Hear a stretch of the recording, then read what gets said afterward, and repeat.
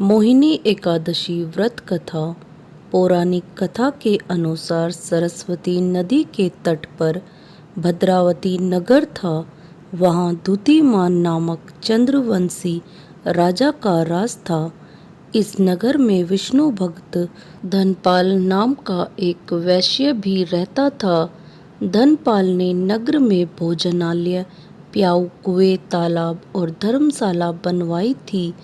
वैश्य के 5 पुत्र थे, जिनका नाम सुमन, सद्बुद्धि, मेधावी, सुकृति और धृष्ट बुद्धि था।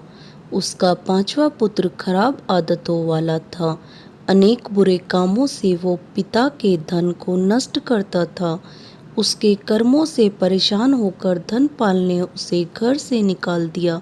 जिसके बाद भूख प्यास से परेशान धनपाल के पुत्र ने चोरी का रास्ता अपना लिया। एक दिन वह चोरी करता हुआ पकड़ा गया, लेकिन राजा ने भी उसे धनपाल का पुत्र जानकर कोई कठोर दंड नहीं दिया।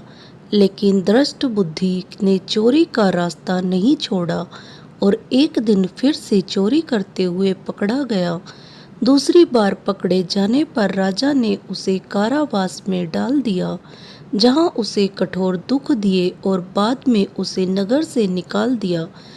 जिसके बाद वह वन में जाकर रहने के साथ पशु पक्षियों का शिकार करके अपना जीवन चलाने लगा।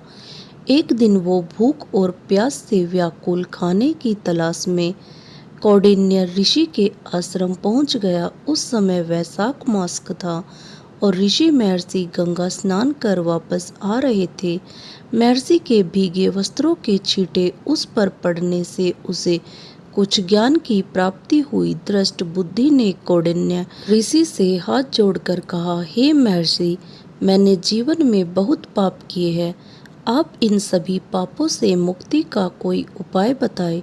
ऋषि ने प्रसन्न होकर उसे मोहिनी एकादशी का व्रत करने को कहा। इससे सभी पाप नष्ट हो जाएंगे। तब उसने विधि अनुसार व्रत किया। इस व्रत के प्रभाव से उसके सभी पाप नष्ट हो गए और मृत्यु के बाद गरुड़ पर बैठकर विष्णु लोक को गया। इस व्रत को रखने से मोह भी खत्म होते हैं। इससे श्रेष्ठ कोई व्रत नहीं है। इसकी कथा को भी कहने और सुनने से 1000 गोदान के बराबर पुण्य फल प्राप्त होता है। दोस्तों, आपको ये कहानी अच्छी लगी तो कहानी को लाइक करें और मेरे चैनल को सब्सक्राइब करना ना भूलें। धन्यवाद। राधे राधे।